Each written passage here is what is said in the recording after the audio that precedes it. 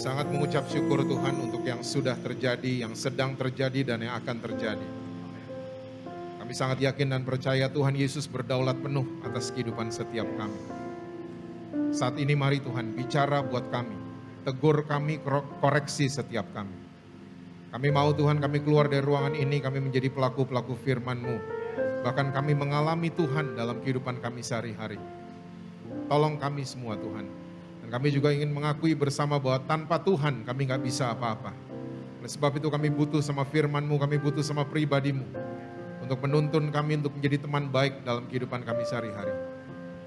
Saat ini mari urapi setiap kami, berikan kami hikmat dan pengertian khusus, supaya kami dapat mengenal Engkau lebih dalam, kami boleh tahu apa rencana-Mu buat kami. Urapi juga hamba-Mu, kami sangat percaya Engkau sendiri akan berbicara buat kami semua pada pagi hari ini. Kami siap mendengar saat ini hanya di dalam satu nama yang berkuasa, yaitu nama Tuhan Yesus Kristus. Amin, amin. Silahkan duduk. Mau berdiri juga boleh. Boleh di-extend tepuk tangannya buat worship leader, singers, dan para musicians. Mereka luar biasa. Shalom saudara-saudara semua. Saya juga menyapa yang nonton dari rumah. Happy Sunday to all of you. Ya, kita sudah lama nggak ketemu ya. Saudara masih percaya Yesus? Masih ya? Masih baca Alkitab? Ya, saya mengucapkan terima kasih buat Ibu Ati yang memberikan saya kesempatan untuk bisa melayani saudara-saudara kembali pada hari ini. Oke, karena kita udah lama nggak ketemu, mungkin saya akan cerita sedikit ya. Sebagai seorang pria yang salah satu hobi saya adalah pergi ke supermarket. Supermarket buat saya adalah stress release. Ya, saya kalau udah penat gitu ya dengan pekerjaan saya selalu larinya ke supermarket. Kadang-kadang saya cuma mau beli satu item, saya harus keliling semua gang. Sampai mendarat di kasir. Cuman pengen lihat semua colorful, semua benda-benda di supermarket. Ya, itu menyenangkan buat saya. Oke. Nah, saya mau cerita gini buat saudara. Saya ini sebelum pandemi, kalau beli Blue Band yang 2 kilo yang tulisannya Master Original, mungkin ibu-ibu tahu ya. Saya selalu belinya di Lotte Wholesale. Karena di Lotte Wholesale, Blue Band yang 2 kilo ini harganya cuma 90.000. Beda dengan di Lotte yang bukan wholesale. Karena di Lotte yang bukan wholesale, harga Blue Band yang 2 kilo bisa mencapai 110.000. Oke? Nah, yang saudara mesti tahu adalah begini, selama pandemi ini 2 tahun ini dan kayaknya sampai seterusnya, saya udah gak pernah lagi ke Lotte Wholesale. Karena hari ini saya selalu beli Blue Band yang 2 kilo selalu lewat blibli.com. Karena di blibli.com jauh lebih murah dan banyak promonya. Kadang-kadang ada free ongkos kirim, kadang-kadang ada ini, ada itu, dan lain sebagainya. Dan ini yang membuat ya ada supermarket yang konvensional yang namanya raksasa mulai tutup di mana-mana. Ya, di Manado tutup, di Bali tutup, di Jakarta beberapa area tutup, dan seterusnya. Nah, alasan saya cerita ini buat saudara-saudara semua di GBWTC Mangga 2 adalah begini. Hari-hari ini di depan mata kita muncul banyak sekali hal yang baru. Nyadar saudara? Saya kalau list down kita bisa duduk sampai sore di tempat ini. Banyak sekali, saya kasih beberapa aja ya. Jeans robek zaman saya dulu dibuang sama mama saya. Zaman sekarang dijual, harganya mahal, banyak pula yang beli. Zaman saya dulu lulusan universitas dibilangnya anak baru. Zaman sekarang lulusan universitas dibilangnya ancaman baru. Kita dulu kalau ke restoran yang kita minta menu. Zaman sekarang orang masuk restoran yang diminta password. Sebelum pandemi kita selalu mengumpul sama orang positif kan? Hari ini kita mengumpul sama orang negatif. Sebelum pandemi kita bersin di depan umum, kita diberkatin sama banyak orang. Bless you gitu. Coba hari-hari ini berani bersin depan orang. Dikutukin satu RW kita bisa-bisa. Nah, saya kalau kasih list ini semua kita bisa duduk sampai sore. Banyak sekali hal yang baru bermunculan depan mata kita. Tuhan izinkan ini semua terjadi.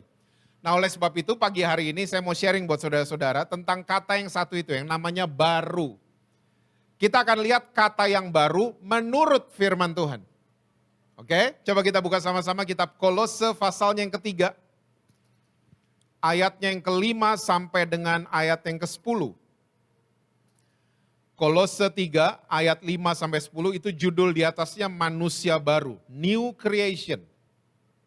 Alkitab bilang gini, karena itu matikanlah dalam dirimu segala sesuatu yang duniawi yaitu percabulan, kenajisan, hawa nafsu, nafsu jahat, dan juga keserakahan yang sama dengan penyembahan berhala.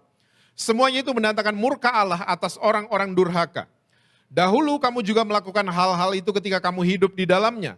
Tapi sekarang buanglah semuanya ini yaitu marah, geram, kejahatan, fitnah, dan kata-kata kotor yang keluar dari mulutmu. Jangan lagi kamu saling mendustai karena kamu telah menanggalkan manusia lama serta kelakuannya. Dan telah mengenakan manusia baru, saya seneng banget sama istilah ini. Yang terus menerus diperbaharui untuk memperoleh pengetahuan yang benar menurut gambar haliknya. Saudara tolong catat atau catat dalam hati saudara. Kata baru sebenarnya diambil dari 2 bahasa Yunani. Yang pertama namanya adalah neos. Neos kalau diterjemahkan ke bahasa Inggris ya artinya adalah news. Bahasa Indonesianya berita. Dan ini adalah konsep baru yang hanya 1 kali. Berita barunya cuma sekali kan? Kita nonton berita hari Sabtu, kita nonton hari Minggu nih, kita komentarnya pasti semua sama. Oh itu berita kemarin, udah viral kok. Saya udah di forward sama grup sebelah. Hah? Dia barunya cuma sekali, makanya waktu kita baca ya di hari sesudahnya, itu berita udah basi. Karena dia barunya cuma 1 kali. Gak cuma berita, sepatu baru. Saudara ya pakai sepatu baru, dia gak baru lagi. Dia lecet, keinjak temen, kena air hujan, dia gak baru lagi. Mobil baru keluar dari showroom, dia langsung gak baru lagi. Dia turun 30% langsung harganya. Oke, saudara yang senang di dapur, apel baru saudara belah jadi 2. Oke, saudara diemin 1 jam. Ini apel yang warnanya tadinya putih gading, ya tiba-tiba dia mulai masuk dalam proses namanya oksidasi. Sejam kemudian warnanya bukan broken white lagi, dia berubah jadi kecoklat-coklatan. Karena ini semua yang saya jelaskan buat saudara adalah baru yang cuman 1 kali. Nah sayangnya banyak banget orang Kristen konsep barunya kayak begini. Cuman di GB WTC Mangga 2 yang gak ada. Kita konsep barunya cuman sekali. Makanya kita ngerasa baru waktu kebaktian Natal kan? Kok belaga lupa mukanya? Kita ngerasa baru waktu kebaktian tahun baru. Wih, kayaknya gimana banget gitu. Jahat banget lah setahun sekali. Seminggu sekali deh. Kita ngerasa diperbaharui kalau kebaktian hari Minggu. Senin kita tetap menjadi manusia lama, kita nggak pernah berubah jadi manusia baru. Nggak pernah. Kita tetap orang yang nggak sabaran, kita tetap orang yang kepahitan, kita tetap orang yang nafsuan, dan seterusnya. Karena begini, konsep baru yang dibawa sama Tuhan Yesus itu berbeda. Yesus bawa konsep baru, bahasa Yunaninya namanya adalah kainos. Terjemahan bahasa Indonesianya tadi istilah Rasul Paulus yang saya suka. Diperbaharui apa? Setahun sekali? Terus menerus. Ternyata konsep barunya surga buat saudara dan saya gak akan pernah habis. Kuotanya itu unlimited. Saudara lecet dibikin baru lagi sama Tuhan Yesus. Saudara jatuh diangkat lagi. Biar bangun. Saudara bikin dosa diperbaharui lagi sama surga. Nah masalahnya adalah konsep seperti ini gak pernah di-download sama orang Kristen. Gak pernah masuk di belief system kita. Makanya waktu kita jatuh dalam dosa, kita punya kecenderungan main sandiwara. Hah? Kok masih belaga gak tahu? Orang Kristen suruh main sinetron paling jago. Ya kan? Cuman di GBWTC Mangga 2 yang gak ada. Ya, orang Kristen suruh acting paling jago. Acting paling benar, acting paling kudus, paling jago kita. Karena apa? Konsep yang ada di belief system kita salah. Baru cuman sekali. Tapi saya percaya kalau paradigma kita dirubah, ya, hidup kita semuanya akan ikut berubah. Bahwa kita diperbaharui terus-menerus. Oh, suami-suami kalau tahu kebenaran ini, kasih mereka akan baru setiap pagi buat istri mereka. Gak ada yang ngamin kan suami-suami? Kita perlu ngopi kayaknya. Istri-istri juga sama. Kalau mereka tahu konsep ini, kasih mereka akan baru setiap pagi buat suami mereka. Kita nyanyiin kok lagunya.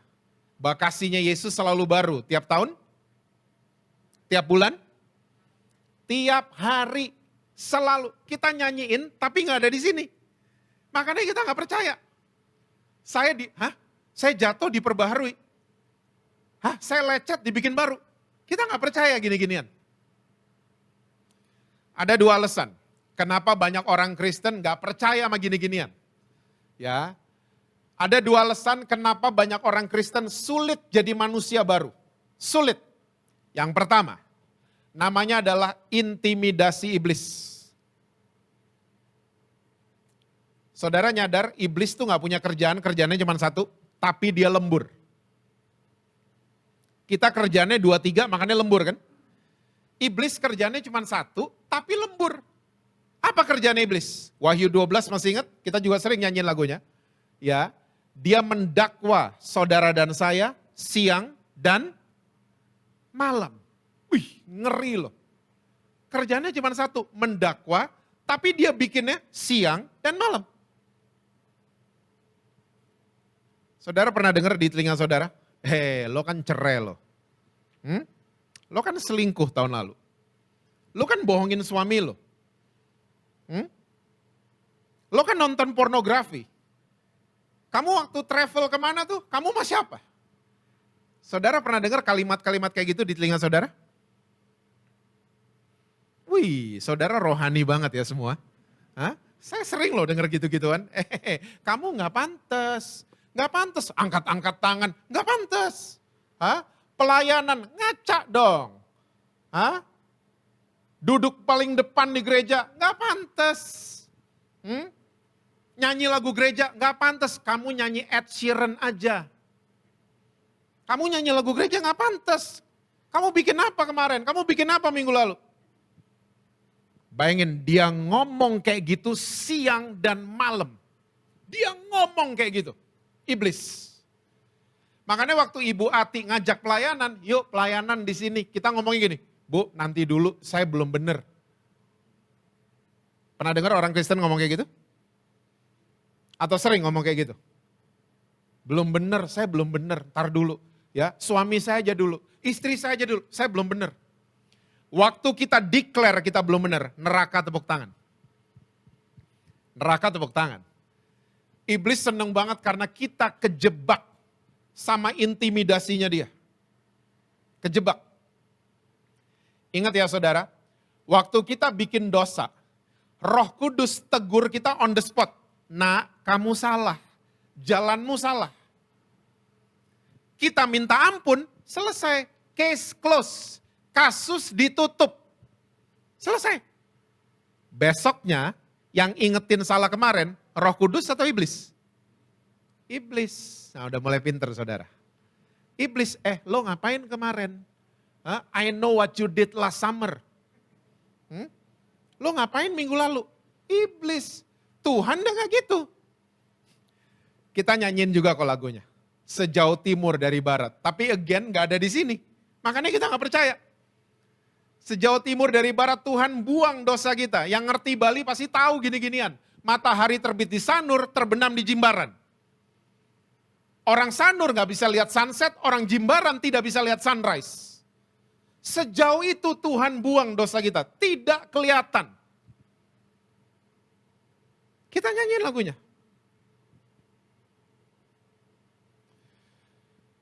Saya sebelum pandemi, kayaknya 2 tahun sebelum pandemi, saya ketemu seorang worship leader. Bukan lo, tenang aja. Ya.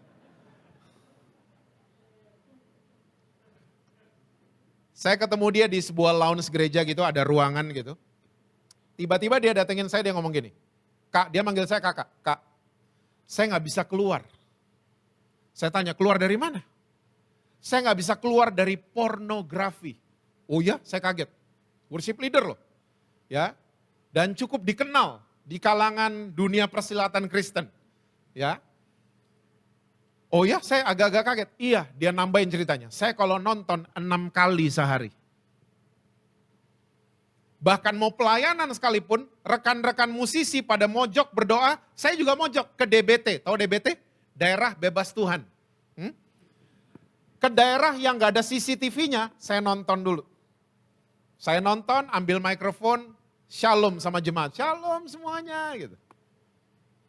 Dan udah bertahun-tahun saya melakukan hal ini dan ini membuat saya merasa bersalah. Waktu dia ngomong merasa bersalah, keluar air mata. Kak, saya udah didoain sama pendeta-pendeta ngetop. Wih, ternyata pendeta banyak yang ngetop ya. Ya, saya udah didoain sama pendeta-pendeta ngetop. Pakai cara apapun udah. Ditumpangin tangan udah, diuel-uel rambutnya udah, semua udah. Tapi tetap Kak, saya nggak bisa keluar dari pornografi. Saya bilang sama WL ini, kamu pernah klaim 2 Korintus 5 ayat 21? Apa itu Kak? Rasul Paulus bilang dia, Yesus yang gak kenal dosa, dibuat berdosa karena kita. Dan kita dibenarkan ya oleh Tuhan Yesus. Ya, I'm the righteousness of Jesus Christ. Saya dibenarkan oleh Tuhan Yesus. Kayaknya pernah baca Kak ayat itu, maksudnya Kakak apa? Nah, coba. Waktu nonton itu pornografi, klaim ayat itu, saya dibenarkan sama Tuhan Yesus. Oh, Kakak yang benar. Mau pilih yang mana? Tetap dibelenggu atau merdeka total? Pengen merdeka sih Kak. Nah coba, gak ada salahnya mencoba. Ini bukan untuk yang pornografi aja, yang sakit hati, yang kepahitan, sama semua. Singkat cerita, bulan Februari 2020, sebulan sebelum kita di lockdown, saya ketemu dia. Dia peluk saya, dia bilang, Kak berhasil. Saya bilang, coba cerita. Waktu dia mulai klaim, saya dibenarkan oleh Tuhan Yesus. Tiba-tiba sehari 6 kali, turun sehari sekali nontonnya. Makin turun, seminggu sekali. Makin turun, 6 bulan sekali. Waktu dia ketemu saya Februari 2020, dia bilang, Kak, saya udah merdeka total dari pornografi. Orang ini merdeka pakai kekuatan sendiri. Dia merdeka, ada kekuatan lain yang bikin dia ini merdeka. Siapa dia? Yesus Kristus. Sama. Kita kepahitan waktu tuh orang yang nyakitin kita datang di kepala kita, iblis tuh yang datengin. Ya, bilang sama Tuhan, saya dibenarkan oleh Tuhan Yesus. Kita mau balas dendam, coba klaim ayat itu, saya dibenarkan oleh Tuhan Yesus. Lihat, nanti ada hal-hal yang luar biasa datang dalam kehidupan saudara. Tiba-tiba saudara bisa amaze sama diri saudara sendiri. Kok gue jadi sabaran ya? Biasanya tahun lalu cepat marah. Kok kalau lihat orang yang nyakitin gue itu, kok gue udah biasa-biasa aja ya? Bukan pakai kekuatan sendiri, tapi pakai kekuatan juru selamat kita. Saya nggak akan lupa 2 anak saya. Ya, sekarang satu udah sarjana, satu udah kerja di dunia entertainment. Waktu mereka masih kecil. Nama mereka Angel dan Pangeran. Pangeran adiknya waktu itu pecahin piring. Sama kakaknya saya dengar dari kamar saya. Maka kakaknya diginin, ayo lo dimarahin Daddy. Ayo lo dimarahin Daddy. Lalu saya dengar langkah kecilnya Pangeran on the way ke kamar saya. Dia ketok kamar saya buka pintu kamar saya, dia masih segini. Dia ngelihat saya ketakutan. Saya tanya sama dia, ada apa Pangeran? Dia cuma bengong lihat saya gendong. Ada apa? Dia mulai ngomong, suaranya pelan, piring pecah. Saya tanya, siapa yang pecahin? Makin pelan suaranya, aku. Saya tanya sama dia, kamu gak berdarah, gak luka, gak kena beling? Dia bilang enggak. Oke Pangeran, it's okay kok. Piring kita bisa beli lagi, yang penting kamu gak luka. Enggak, aku gak apa-apa. Makin gede suaranya. Dan gestur badannya mulai minta turun. Ya, saya turunin dia. Dia keluar kamar, ya, ketemu kakaknya lagi Angel. Angel intimidasi dia lagi. Ayo lo, marahin Daddy lo. Woi, Pangerannya pede sekarang. Ya, tadi nunduk ketakutan, sekarang keluar dari kamar saya pede. Kakaknya dikeluarin lidah sama dia. Gue udah ngomong kok sama Daddy dan Daddy gak apa-apa. Saudara, sesimpel itu kita sama Tuhan. Sesimpel itu. Waktu kita bikin salah, jangan sandiwara. Kita jatuh dalam dosa, jangan main sinetron. Jangan drama. Waktu kita jatuh, datengin Tuhan. Dan jujur sama Tuhan, Tuhan saya jatuh, I'm sorry. Waktu kita ngaku, dia adalah Allah yang setia dan adil. Dia gak pernah tinggalin saudara, dia gak pernah hukum saudara, karena hukuman sudah ditimpakan ke dia waktu dia di atas kayu salib. Nah, inilah yang dibilang dengan good news, kabar baik. Yesus datang ke dunia bawa kabar baik. Nah, saya berdoa GBIWTC Mangga 2. Saudara jadi agent-agentnya kabar baik. Bukan jadi agent kabar buruk. Udah terlalu lama orang Kristen, kita punya panggung, kita punya mimbar, kita punya digital platform. Tapi kita pakai ini semua untuk sebarin bad news. Lo gay, neraka lo nanti. Lo kumpul kebo, nanti lihat toko lo bangkrut. Pernah dengar orang-orang Kristen ngomong gitu? Itu namanya nyebarin bad news. Orang denger bad news cuman dua, jadi takut, yang kedua jadi munafik. Coba sebarin good news. Good news akan merubah seseorang dan membuat orang tersebut bertobat. Ibu-ibu kalau lihat pengumuman ya toko tas LV sale 90%. Kira-kira ibu-ibu gimana? Berubah atau tidur-tiduran? Berubah, mandi, dandan. Suami bilang, mah tokonya ngantri 2 jam. Gak peduli, 90% soalnya. Sebelum pandemi, saudara masih ingat travel fair? Itu ngantrinya sampai kayak kaki 1000. Karena orang dengar kabar baik. Orang berubah, bersedia bayar harga. Mau ngantri, gak peduli. Apalagi ada kabar baik yang mengatakan dosa saudara dan saya diampuni 100%. Berubah. Itu good news yang terdahsyat udah. Diampunin loh. Seharusnya kita tahu diri.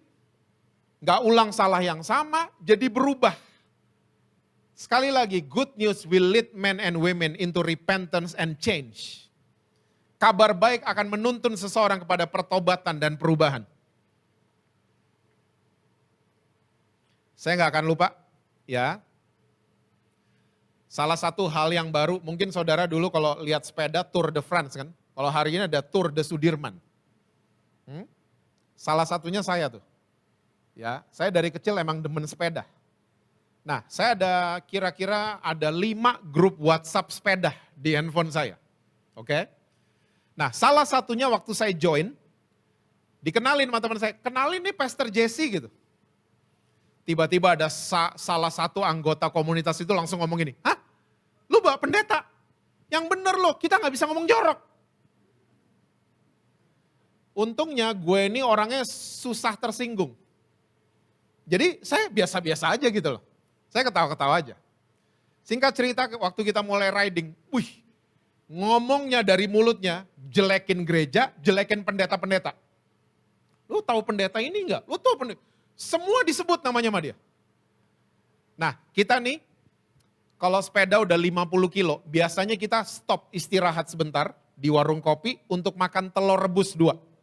Biasanya gitu kita. Oke? Nah, thank God for teknologi ya, sekarang semua ayat ada di handphone.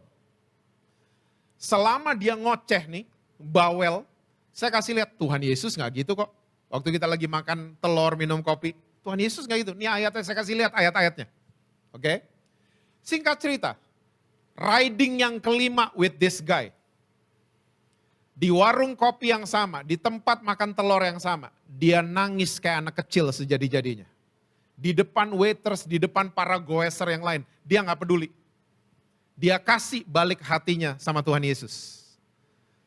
Ternyata yang selama ini dia dengar bad news. Ya, dan cerita yang saya gak pernah lupa yang keluar dari mulutnya. Jess, tahu gak? Waktu gue bisnis lagi berhasil, pendeta teleponin gue terus. Waktu gue bangkrut, gak ada yang telepon gue. Gak ada yang doain gue. Pahit banget sama gereja. Saya bilang Tuhan Yesus gak pernah tinggalin. Dia adalah Tuhan yang selalu pengen kasih good news buat kita semua. Favorit saya di Alkitab, proses rekrutmennya Petrus. Lukas 5. Semalaman lihat bad news kan? Itu kesel loh nelayan, gak dapat, capek, stres. Besok makan apa nih gue? Semalaman di laut gak dapat ikan. Semalaman.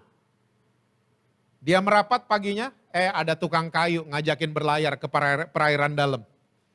Ini nelayan, ya, dia kalau sombong dia akan, lo tukang kayu tahu apa? Gak ada yang mancing pagi-pagi. Tapi di Lukas 4, mertuanya baru disembuhin sama Yesus. Kalau cerita ini nyambung, jelas Petrus mau nurut. Oke, ya kita semua tahu ceritanya. Perahunya Petrus hampir tenggelam karena tangkapan pagi itu banyaknya luar biasa. Merapat, Yesus bilang sama Petrus, mulai hari ini kamu jadi penjala manusia, bukan penjala ikan lagi. Petrus langsung tinggalin, dia ikut Yesus. Berubah Petrus. Apa yang datang duluan? Good news atau perubahan dulu?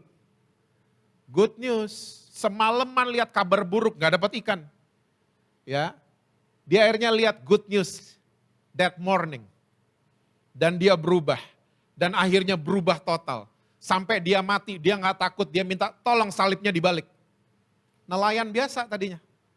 Tiba-tiba berubah total. Awalnya karena dia lihat good news. Yang pertama, kenapa banyak orang Kristen gak bisa jadi manusia baru? Intimidasi iblis. Nah ini tips dari saya buat saudara-saudara. Kalau iblis lagi ingetin masa lalu, ingetin iblis masa depannya dia. Karena iblis itu madesu. Masa depan, suram. Makanya dia pengen saudara dan saya lihat ke belakang terus. Lihat semua gagalnya kita, lihat semua salah yang kita buat. Intimidasi iblis. Yang kedua, saya berusaha jam 1 udah selesai. Nggak ada yang amin jadi 10 menit lagi selesai. Yang kedua, kita nih punya konsep yang salah tentang kata yang namanya dunia. Kita punya konsep yang salah. Kita selalu berpikir dunia itu tempat. Oke? Dunia itu tempat, dunia itu space, tempat. Nah, jangan khawatir saudara, kita nggak sendiri. Karena muridnya Yesus pernah ada yang begitu, namanya Yohanes. Yuk lihat, Yohanes 21 ayat yang ke-25. Coba lihat, Yohanes 21 ayatnya yang ke-25. Nah ini dia. Masih banyak hal-hal lain lagi yang diperbuat oleh Yesus, tapi jikalau semuanya itu harus dituliskan satu persatu, maka agaknya apa saudara? Dunia ini tidak dapat memuat semua kitab yang harus ditulis itu. Nah ini Yohanes sama kayak kita, dia pikir dunia itu tempat, makanya nulisnya begini, masih banyak yang dibuat Yesus. Tapi kalau saya tulis semuanya, dunia ini gak punya tempat, gak ada rak buku yang cukup, gak ada perpustakaan yang bisa nampung, kira-kira kayak begitu. Karena dia berpikir dunia itu tempat. Saya mau yakinkan GBI WTC Mangga 2. Tolong catat di dalam hati, dunia itu bukan tempat. Dunia itu sistem yang ada di dalam sebuah tempat, namanya bumi. Planet bumi itu tempat. Dunia adalah sistem yang ada di dalamnya. Makanya bahasa Inggrisnya juga beda. Bumi itu earth, dunia itu world. Dan saudara yang saudara mesti tahu, bosnya sistem dunia namanya iblis. Kok gitu pastor? Iya, iblis kasih tahu sama Yesus kan? Waktu dia lagi mencobai Yesus di Matius 4 ayat 8 dan 9. Gak usah dibuka, percaya aja sama saya.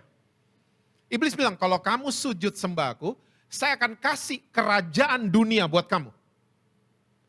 Iblis ngomong gitu. Nah, sementara ya bahasa pencipta kita buat ciptaannya itu selalu pakai kata bumi. Saudara masih ingat Kejadian 1, Tuhan suruh apa? Taklukkanlah bumi, bukan dunia. Pengkhotbah 1 ayat 4, gak usah dibuka. Ini di seminar anak muda paling sering dibahas ayat ini. Generasi yang satu pergi, generasi yang lain datang, tapi bumi tetap ada. Doa Bapa kami masih ingat kan? Jadilah kehendakmu di bumi seperti di surga. Wahyu 21 masih ingat? Saudara dan saya akan mengalami langit dan bumi yang baru. Jadi jelas bumi itu tempat, dunia bukan. Dunia itu sistem yang dikuasai sama iblis. Makanya Tuhan kirim anak yang tunggal. Karena dia mengasihi dunia. Mesti direbut semua sistem yang dikuasai iblis, mesti direbut mana anak Tuhan. Itu maksudnya. Karena kata dunia paling paling banyak dibahas di kitab Yohanes. Nah, Yohanes di belakang Alkitab kita dia tulis 3 kitab lagi. Saudara masih ingat? Tulisannya berubah di situ. Keren, dewasa. Ya, keren banget tulisannya di situ. Pertanyaannya, Yohanes berubah di mana? Yohanes berubah, kalau saudara urut-urutin semua tahun-tahunnya, Yohanes berubah waktu Yesus mau terangkat ke surga. Di Kisah Rasul 1 ayat 8, saudara masih ingat ayat itu? Kamu akan terima kuasa kalau Roh Kudus turun atasmu dan kamu akan jadi saksiku di Yerusalem, Yudea, Samaria, sampai ke ujung bumi, bukan dunia. Di situ Yohanes sadar, oh bumi itu tempat, dunia bukan. Nah kita lihat coba, 1 Yohanes 5 ayat 19. Kalau salah maafkan karena baterai saya habis. Yes. Ini kalau saudara scroll ke atas judulnya Iman Mengalahkan Dunia. Oke, iman mengalahkan dunia. Kita tahu bahwa kita berasal dari Allah dan seluruh dunia berada di bawah kuasa si jahat. Yohanes akhirnya paham. Sistem dunia, bosnya namanya iblis. Oke? Saudara nggak lupa juga kan, Yohanes pernah catat ayat yang cukup terkenal, 1 Yohanes 4 ayat 4, roh yang di dalam kita lebih besar daripada roh yang ada di, bukan bumi kan, tapi dunia. Nah, orang yang kejerat sama sistemnya iblis, mereka akan jadi orang yang duniawi. Ke gereja sih, tapi duniawi. Pernah dengar? Di GBWTC nggak ada soalnya. Ya, pelayanan sih, my goodness, tapi duniawi. Banyak yang gini. Ya. Nah, tolong. Duniawi itu bukan begini. Satu dengar lagu rohani, satu dengar Iron Maiden. Yang dengar Iron Maiden, duniawi loh. Duniawi bukan gitu loh. Satu minum air putih, satu minum red wine. Yang minum red wine, duniawi loh. Bukan gitu. Satu nonton film di rumah, satu ke 21. Nonton vampire, duniawi loh ke 21. Duniawi bukan begitu.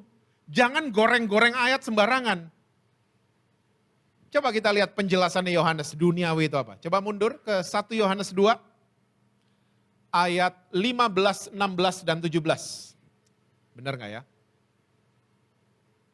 Ayat 15. Yes. 15 sampai 17. Janganlah kamu mengasihi dunia dan apa yang ada di dalamnya. Jikalau orang mengasihi dunia maka kasih akan Bapa tidak ada di dalam orang itu. Lanjut. Sebab semua yang ada di dalam dunia. Nah ini dia. Ya, yaitu keinginan apa saudara? Daging, terus keinginan mata serta kesombongan, keangkuhan hidup bukanlah berasal dari Bapa melainkan dari dunia. Lanjut. Dan dunia ini sedang lenyap dengan keinginannya, tapi orang yang melakukan kehendak Allah tetap hidup selama-lamanya. Jadi orang yang duniawi ternyata bukan satu dengar lagu gereja, satu dengar Black Sabbath, bukan. Ya, orang yang duniawi itu tadi, ayat 16. Pengen memenuhi keinginan daging, terus keinginan mata, ujung-ujungnya sombong. Ini dia, be careful. Pelayanan tapi duniawi, banyak. Gereja ini doang yang gak ada. Saya sedih banget kalau ketemu pendeta-pendeta diundang maluar kota, maluar kota. Minta loh, minta. Minta tiket bisnis kelas, hotel bintang 5, minta. Kalau dikasih gak apa-apa. Ini minta. Ujung-ujungnya boarding passnya difoto, dimasukin story sosial media. Boarding dulu ya guys, bisnis kelas tulisannya. Tanpa kita sadari kita kayak duniawi loh, menyombongkan diri. Mau pamer ke semua orang. Nanti di hotel bintang 5 kita foto-foto di kolam renang. Kita kasih tahu, padahal itu lagi jadwal pelayanan. Kalau jadwal liburan sih silakan aja. Saya dulu waktu ikut sekolah Alkitab, saya ditanya, Jess, kenapa sih mau belajar Alkitab? Tahu nggak saya jawabannya apa? Gue jatuh cinta sama Tuhan Yesus. 5 tahun belakangan. Saya suka tanya sama mahasiswa sekolah Alkitab. Nggak di Indonesia aja, di luar Indonesia juga. Saya suka tanya, ikut sekolah Alkitab kenapa sih? Iya om, biar amplopnya tebel. Jawabnya udah begitu.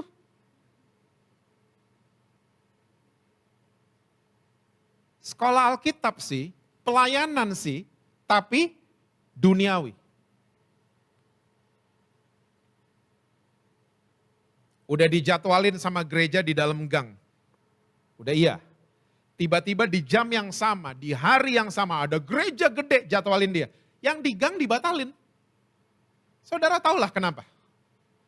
Dan ini menyedihkan, pemandangan-pemandangan menyedihkan. Banyak orang Kristen tanpa kita sadari, udah duniawi kita. Duniawi banget. Saudara mungkin mulai bertanya, jadi saya nggak boleh punya tas baru? Boleh. Punya sepeda baru? Boleh. Punya mobil baru? Boleh. Tapi pertahankan gaya hidup seperti restoran Padang. Sederhana. Setuju? Setuju ya? Biasa-biasa aja. Biasa-biasa aja. Pakai sosial media untuk bekerja sama untuk kasih inspirasi untuk orang lain. Bukan impress orang lain. Di restoran mana dikasih tahu, ya. Saya sering lihat ibu-ibu di GBWTC Mangga 2 nggak ada. Pegang tas. Waktu mau difoto, masuk sosial media. Langsung begitu. Di sini nggak ada, makanya saudara agak bingung kayaknya. Mau kasih lihat tasnya tuh apa? Come on lah. Padahal lengannya, wah gila lengannya. Suka nge-gym. Come on lah, jangan suka pamer-pamer. Pakai sosial media untuk inspire others, bukan impress orang lain. Sederhana, biasa-biasa aja. Ya, biasa-biasa aja. Kita punya segala sesuatu itu karena favor dari Tuhan Yesus. Gak usah pamer-pamer. Ini 2 alasan ya, kenapa banyak orang Kristen sulit jadi manusia baru. Saya akan tutup dengan cerita dari Jepang. Orang Jepang adalah orang-orang yang kita kenal di planet bumi ini, mereka merajai dunia elektronik dari tahun 70-an. Oke? Dan di Jepang ada budaya, top manajemen harus orang tua. Dan banyak perusahaan-perusahaan di Jepang yang raksasa tadi, Sony, Toshiba, saudara tahu lagi nih, Sharp. Mereka kalau rapat tahunan, mereka naik gunung, mereka bawa perempuan-perempuan yang bukan istri mereka bawa minuman keras. Dan mereka turun gunung dengan strategi yang sama karena mereka merasa mereka rajanya planet bumi ini ya di area elektronik. Mereka strateginya sama. Ya, samain 5 tahun lalu, samain 5 tahun. Mereka nggak sadar negara tetangga mereka, anak-anak mudanya lagi brainstorming. Dan banyak yang percaya Yesus, nama negaranya Korea Selatan. Singkat cerita, satu hari lahirlah sistem namanya Android. Singkat cerita, sekarang saudara kalau ke mall, saudara lebih sering lihat tulisan Sony atau Samsung? Bumi ini berubah tiba-tiba. Gak ada lagi yang pakai Sony, gak ada lagi yang pakai Toshiba, gak ada. Tiba-tiba semua orang Samsung. Smart TV, smartphone, ya smart AC. Pernah dengar smart AC? Ya, yang bisa matiin dari luar rumah? Gak pernah dengar? Lah, saya punya. Maksudnya itu AC, ya kita keluar rumah, kita lupa matiin, telepon orang rumah, Mbak matiin AC. Nah itu dia. Saudara terlalu serius kayaknya dari tadi, hah?